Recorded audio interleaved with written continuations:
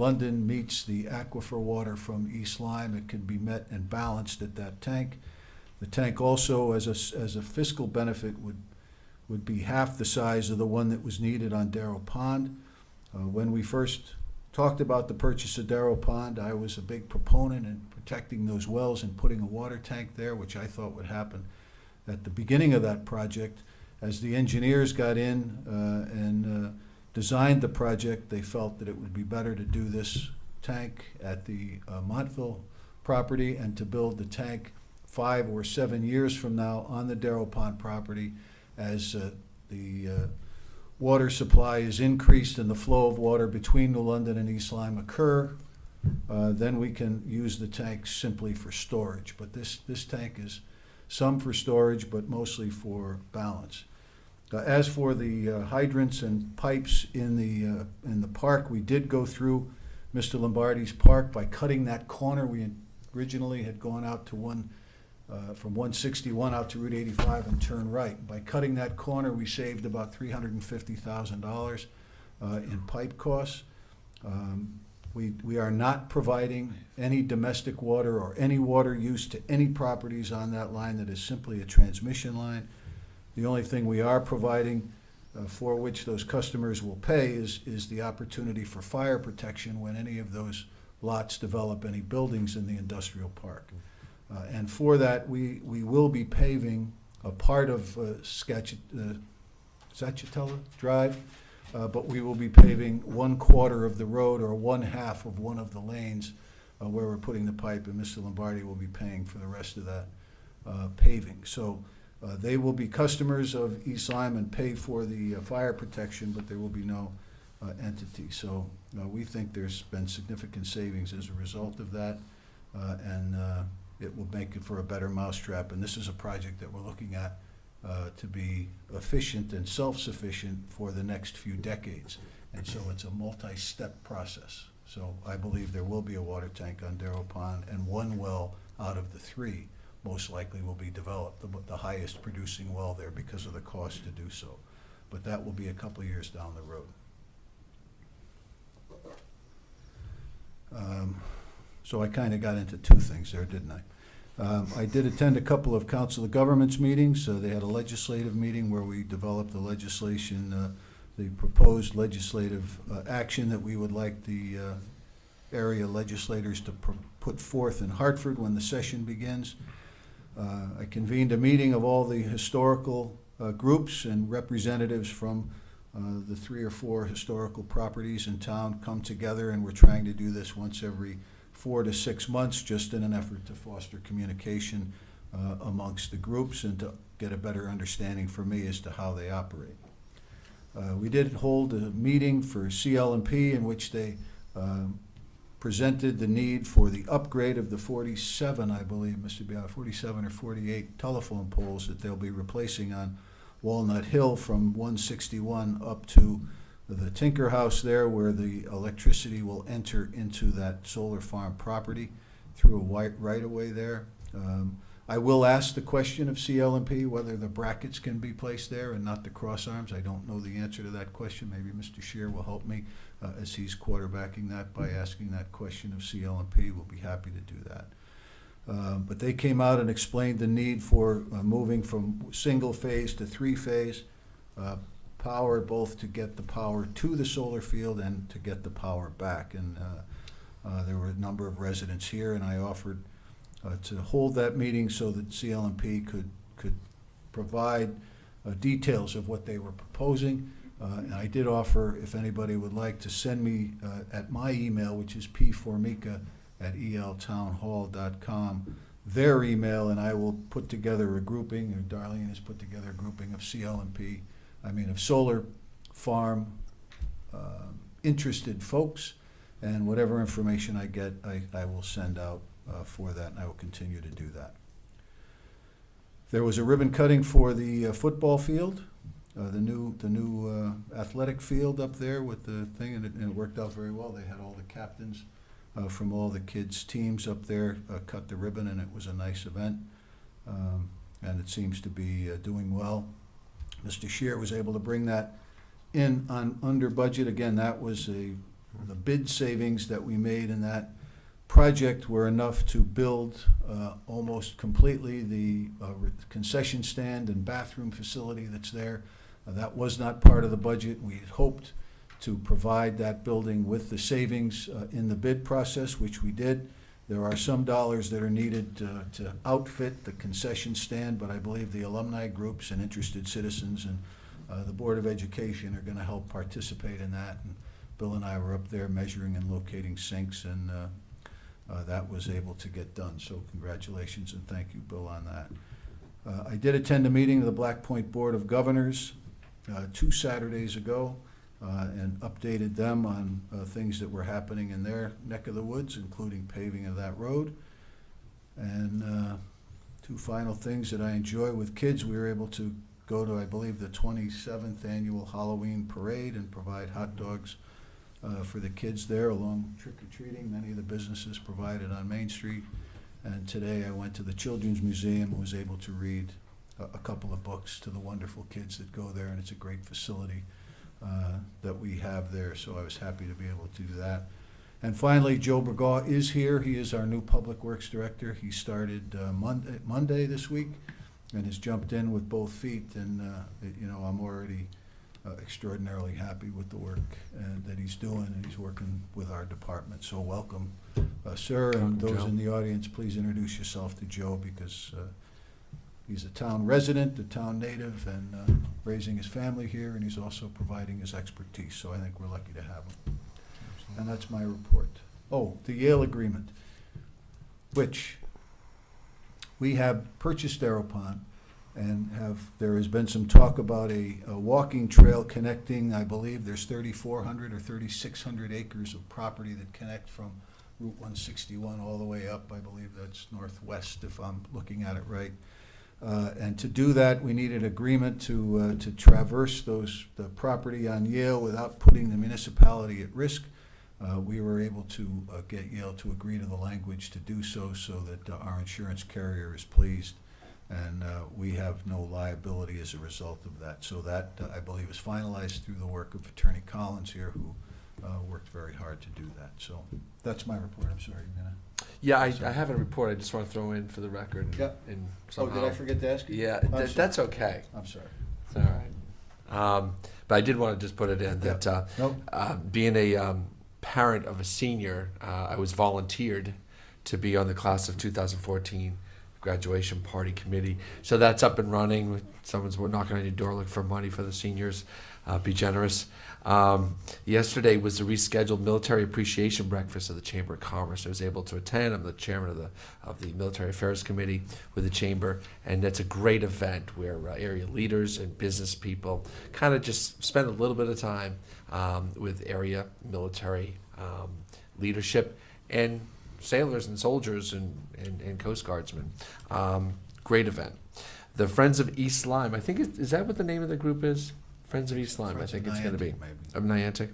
A group got together this week that I was able to attend. The Rotary Club, the Lions, the Main Street Group, the Elbow Group, the Historic Properties Group, all 3 of the houses were represented. And just everyone kind of combining their calendars and supporting one another and trying to come up with maybe one master communication for the public of all the events that our great groups in town are putting on, their fundraisers, all their events. So it's nice to see, I don't want to call them competing, because they're just different interests, but they're all coming together and working as one, and there seems to be a lot of hope that group will continue.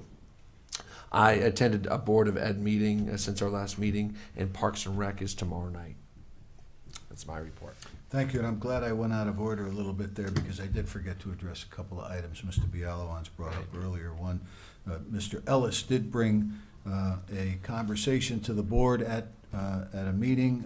He did so by first contacting my office and asking for permission to be on the agenda to make a presentation. The board has made no decision on that. We're just, with anything else, we must consider and do our due diligence on that, and that's where we are. That is not an initiative that was set forth by this board to go do that. That was, we're listening to and taking serious Mr. Ellis's proposal.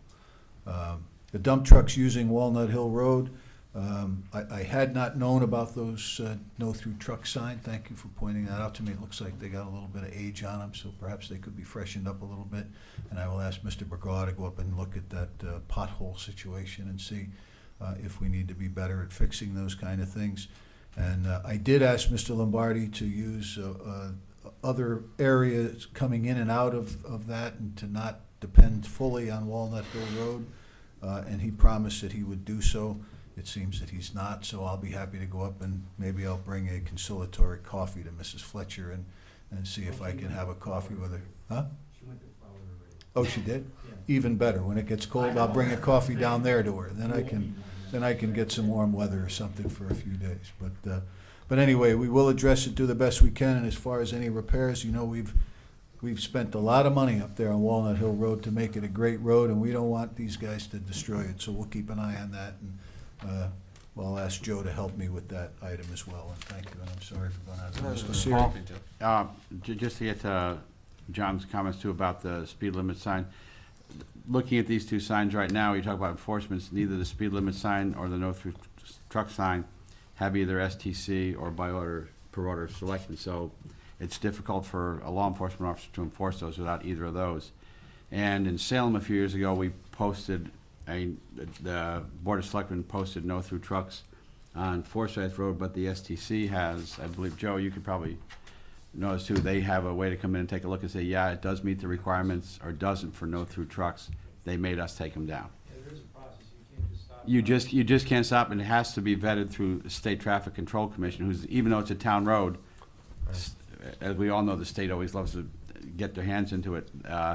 They'd have to come in and ultimately say, yes, this does qualify in Salem, which we thought would be for sure, considering we had a truck and a school bus sideswipe each other in a narrow part, but the state came back and said it did not qualify. So those are a couple things that'll probably have to be looked at if we really want to look at enforcing those, because we obviously have to, you know, if we know the laws, I'm sure, you know, dump truck firms know them as well. I believe that was done many years ago when that sign was posted. And shortly after that, they came and also looked at Scott Road for. Scott Road's one of them too. Yeah, to ban through Okay. traffic. But But it probably never made it onto the signs. I certainly didn't Yeah. notice that it Scott was Road's on one of there. them, too. okay. But they also put one on Brainerd Road too. But these are things that need to, like I said, sometimes towns do put up signs without first getting the, you know, proper authority to do it. That was prior administrations, I'm sure. Oh, yeah, long before us. But It would you know, never that's- happen This now. board wouldn't do anything. No, that's It just wouldn't something we- happen now. You know, No, that's something, absolutely not. if we do want to ever do take some enforcement into, that's something we would definitely have to make sure that we. Okay. Can you we just properly go We are over- the take. traffic Can you go over authorities. the light parade change? The light parade change? Yep. Yes, I sure can. The light parade is scheduled to be Saturday, December 7th. I believe it's a 6:30 start. Do you- 7 o'clock. 7 o'clock start. 6:30 then, 7. they'll get together and start, 7 o'clock. Okay, so we are gonna have fireworks donated by Dominion to start that off. There'll be events and festivals during the day, starting in the early afternoon along Main Street, and perhaps in other areas of town. It is the 25th anniversary celebration of the light parade, so they're moving it from a Sunday to a Saturday in hopes to get more people to stay out there, and so everybody. And come early. down and They want people to come early too. come down and, yep, and so we're Winterfest. gonna see how it works, and so it'll be a Right. Winterfest / light parade and the 25th annual, so. Thank you. Thank you, Mr. Wilson, for reminding me of that. There's no other report information, then it's time for public comment. If anybody would like to speak to the board at this point in time. Mr. Bialowitz? You beat Mr. Schultz just by a split second. Oh, I do? Yeah. Oh, my go? Okay. I'm still not happy with water line tie-ins that Lombardi has on his property. How is that gonna, how is he gonna get billed, and what town's gonna pay, charge him for it? New London, Montville, or East Lyme? Fire protection, customer of East Lyme. Yeah, but there's water lines, those, marks that I showed you, those are for water lines for the office, you know, his buildings there. It's for fire protection only for the That's it? buildings that go there. Fire protect, we are prohibited So. by the requirements of the State Department of Health. So you're That's a- telling me that he's gonna have to drill wells for each one of his lots there? Yes, he will. All right, if I see that, then I won't complain anymore, but it's just that the idea is, I always notice those as water tie-ins. And I thought they were gonna be for fire No, protection, like you This just is said. this is a transmission-only line from the end of the terminus. I know you where did East say Lyme is. that, yeah, Huh? but That's it's what, just that the idea is that when I saw that, I just said, what the heck, now he's getting free water now. yeah. No, nobody's getting free water, everybody's paying for it. Water's gonna be a commodity that's gonna be an interesting conversation piece 20 years from now. Yeah, but there's so many, what I'm trying to get through is that on Darrell's Ridge Pond, there's so many, springs up there. Well, The town could have made so many wells up there, dug so many wells. Well, I we don't know why hope, they went through all this expense. we do for hope this. to on Darrow's Pond property, take those 3 wells. There's one that produces a lot better than the other 2, and so we'll hopefully develop that one because they're in a fairly close proximity. But they're high in manganese and iron, so we have to put Well, a I know that, filtration well, system everybody's there. up there is all iron. Yeah. Because my daughter dug a well on Cranberry and she got over 120 plus, she hit one of those springs in there and she's got 120 plus gallons a minute. Yeah, There's so much water up there, it's pathetic. yeah. And also, I did forget to give every member my little note Copy of what you said? of what I said. All right, you can give it to all of us, or you can give one to Darlene for our minutes. I forgot to give her one. You will? All No, right. I got it. All right, she likes to have her own stuff, you know. Oh, I know she does. Yeah. Thank you, John. Thank you.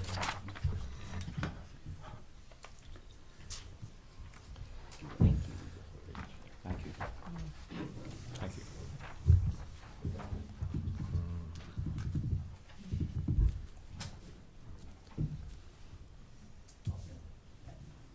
Thank you, Mr. Bialawant. Mr. Schultz?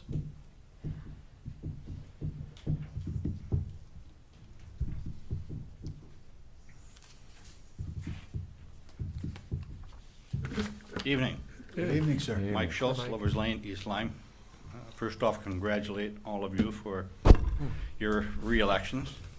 Thank you. You know, Nice to have some new faces, but there isn't anybody else to run against you, so. And then again, I got seeing a- you I is got a- just the Yeah. exact It's- same thing, It's the so same what are we thing. doing? I'm always here, Rob. I got a new face going on here, I don't know. I It's coming noticed in. that. It's coming in all I right. don't know if it's gonna help, but it'll. No, it It doesn't. won't hurt.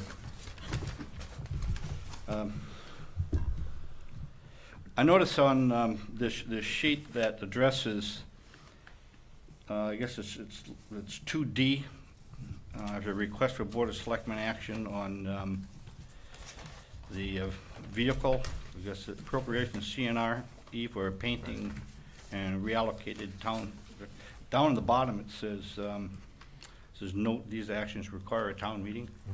Are these about the painting and stuff gonna be addressed at the town meeting? Yes, sir. Because, I gotta ask you, really, $10,000 to paint 3 vehicles? Are you kidding me? That's an awful lot of money for 3 used vehicles. Are these going out for bid? I don't think we'd use the whole $10,000 for it. I think they're putting in 10,000 to paint as they go along. Yeah. Well, that's an awful lot of money for painting vehicles, believe me. Chuck will have those answers for the town. Well, I hope so, but I have to agree with some of the folks on the selectmen here, because there'd be nothing wrong with having those vehicles just finish off their lifetime, 3-4 years, if that's what they got. That money could be much better used. They're gonna have people with shortage on house heating oil, they're not gonna have money to heat their homes. You could use it for the food pantry, you could use it for the animal shelter. Come on. Thank you. Thank you, Mr. Schultz. Anyone else like to speak under public comment? No? Is there any selectman response? No? Hearing none, I believe we're at adjournment, right? Motion to adjourn. Motion to adjourn. So moved. Second. Motion is made Thank and you. Have a good seconded. All evening. those in favor? Aye. Thank you very Have a good much for night. coming. Thank you for watching. We'll see you next time.